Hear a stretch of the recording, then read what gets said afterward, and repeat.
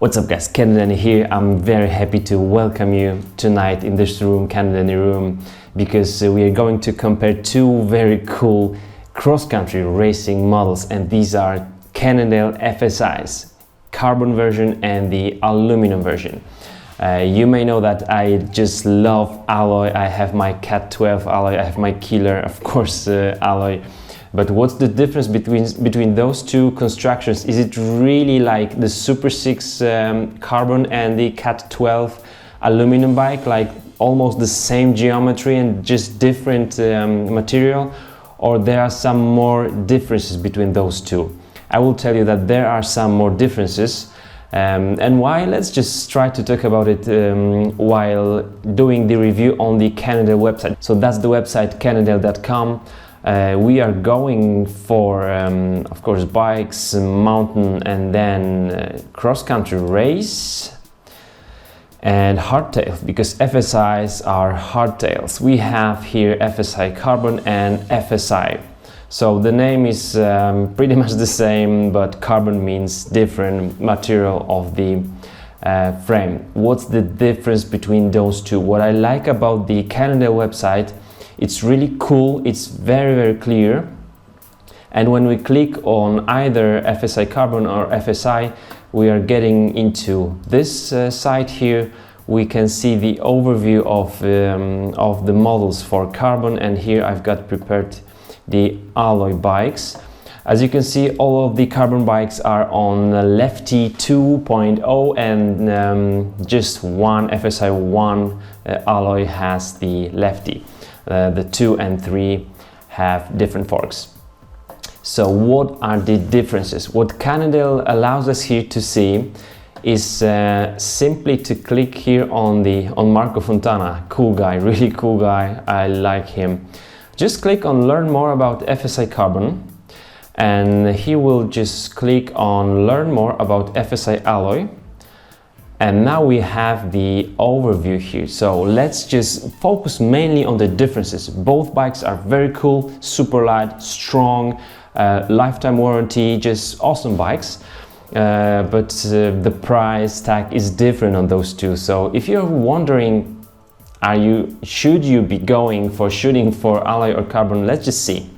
All right, so this is the carbon, and we have here the asymmetric integration, a so-called AI drivetrain, and that means the unique offset of the frame. I will show you that in a minute. Then we have the AI rear wheel, so of course the asymmetrical integration, asymmetrical construction and design of the frame allows for the asymmetrical or more symmetrical rear wheel. And then we have the Lefty 2.0. They don't say that for FSI's alloy, because just one of these has Lefty, but the Lefty will be the same 2.0, and then system 29 geometry. They just basically tell us that they've been doing a lot of research and work and testing in order to make a right or perfect geometry of the bike for 29er, making it really agile and stable and enabling us to accelerate on the bike. So this asymmetric integration will be a cool feature that we would like to have on the alloy bike as well, but we don't have it. So that's the main difference. We knew already that the material of the frame is different here, but what we know now is that we have the asymmetric integration only on the carbon version. How does it look like? What does it mean really? Then you can just scroll down and just go for asymmetric integration and just read more. Basically, the asymmetric integration means the 6mm offset of the rear triangle. So the right side of the rear triangle has been moved to the right by 6mm, and that's the offset. So we have the asymmetric integration, we have the asymmetrical frame, thus allowing for symmetrical rear wheel or more symmetrical rear wheel. They say about traction, stiffness, agility, the increase of the stiffness of the rear wheel. I can really believe that. How does it look like? Let's just see those bike. This is the FSI Carbon, this is the FSI alloy from the back. It's also on their website. You don't see it maybe here on the picture, but the offset means that this part of the frame has been designed so that the, let's say, the rear derailleur hanger will be moved 6 mm to the right. So we have more space for the cassette. Why do we need it? Let's see this some cool picture here. That's the rear wheel, that's the axle, that's the cassette, that's the rim of the wheel, and here is the hub. So because on the rear wheel we have the cassette, we have to squeeze it in just between the chainstays on the drive side and non-drive side, and we still want to have the rim like in the center of the frame. That's why the rear wheel is asymmetrical. That means that the spokes on the drive side are shorter, and there's some more tension on those here on the drive side than on those on the left side that are longer. So the asymmetrical wheel is not the perfect thing. The perfect thing we have on the front wheel is fully symmetrical. So the symmetrical frame does not allow for symmetrical rear wheel. Thus we have the asymmetrical frame allowing for symmetrical wheel. So it's not really complicated. This part has been moved. We have more space for the cassette and better lacing of the rear wheel. There is no such thing here on the alloy version. So we'll have the rear wheel laced just in the traditional way here on the FSI alloy. And that's the main difference. It's called AI drivetrain or asymmetric integration, allowing for AI rear wheel, which will be more symmetrical. That's the main difference between those two. Cannondale say that you can assemble to these bikes the double chain set, and it will just work perfectly. You will have more mud clearance, just very good. Very cool design, AI or asymmetric design. And then comes up the question, why don't we have it on the alloy version? Does not alloy allow us for having the AI design? Yes, it does. Cannondale says that the AI drivetrain was originally developed for the FSI XC race hardtails, but it basically means the carbon bikes for XC racing, but also now is available on the new Beast of the East and Bad Habit 27 Plus, but not for the alloy bike. Maybe it's also kind of the marketing move. I can understand that Cannondale would like us buyers to go for the carbon version, which is really cool, and those Beast of the East and Bad Habit are really new designs, new bikes. The FSI alloy is maybe the bike just waiting for the AI drivetrain in the nearest future. We'll see that.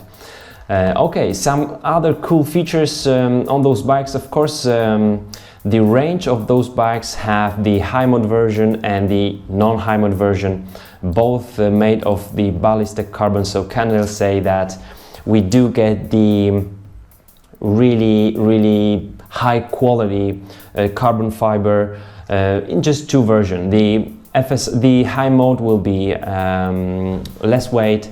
The non-high mode will be a bit more heavy, but still really feather light. And also we do have two different lefty forks. We have the Lefty 2.0 Carbon XLR, and the cheaper version will have Lefty 2.0 non-carbon PBR. All that's inside the fork is just the same, but XLR will have the hydraulic lockout with the button on the handlebar, so it's X-lock, and the PBR version will have just the button on the top of the lefty. Let me just show you maybe the FSI Carbon 4. That one will have PBR. Let's just see, it's right here. I can enlarge it for you if you want to see it better. Yeah, that's the one here. So PBR and XLR stands basically for different kind of lockout, but the The inside of the fork is the same, and now of course the XLR is carbon, the PBR is non-carbon. That's it for the FSI carbon. I think these are the main features we would like to know about when buying the bike. When we go for the FSI non-carbon frames, we do read here about smart forming. So smart forming, really cool design. I will tell you that in a minute. Then smooth welds, double pass welds. These are not completely smoothened, but it's good because these are very strong. This one will also have short chain stays. And about the smart forming, we can also click here and see all the technology that Cannondale is using in order to shape those and make those really lightweight and really unique and strong. So we have hydroforming, taper budding, we have mechanical shaping, we have air forming, really cool stuff. So this FSI alloy is really like high-end level bike, really lovely, cool, but will not have the AI drivetrain, and that will be the main difference apart from the material used for the frame. Then the highest model for alloy will have lefty, and the number 2 and number 3 will have different forks. But if I was to go for Cannondale FSI, I would really go for nothing but lefty. That's it. And now the geometry. When we look at the geometry charts, one thing, if you go for like carbon version and click the geometry, there comes some error or some different like enlarged chart. But if you go for geometry on the alloy version, then you will really see the geometry for both FSI carbon and FSI alloy. And the thing is that it's basically just the same. Then it's kind of like for the Super 6 and Cat 12, different material but same geometry, really racing geometry. Here we can see that geometry is almost just the same. The seat tube angle the same, the head tube angle really the same. One thing in terms of the shaping of those frame that maybe you didn't notice at first is that the FSI alloy will have this shaping on the seat tube. You don't see that kind of shaping on the seat tube of the carbon version because we do have the AI drivetrain here, and here just Cannondale used the other method to make a really short chainstay. Alright, so we have all the technologies available on planet Earth used for both FSI carbon and FSI alloy. We do have the smart forming on the alloy. We do have like high modulus ballistic carbon fiber for the carbon version, and then we have the AI drivetrain for carbon version that's not available yet, at least for the aluminum version. If you ride any of those bikes, let us know in the comments, and if you have any questions, I'm waiting for you there. Thank you guys for watching and your support, and I will see you very soon in another episode. Bye bye.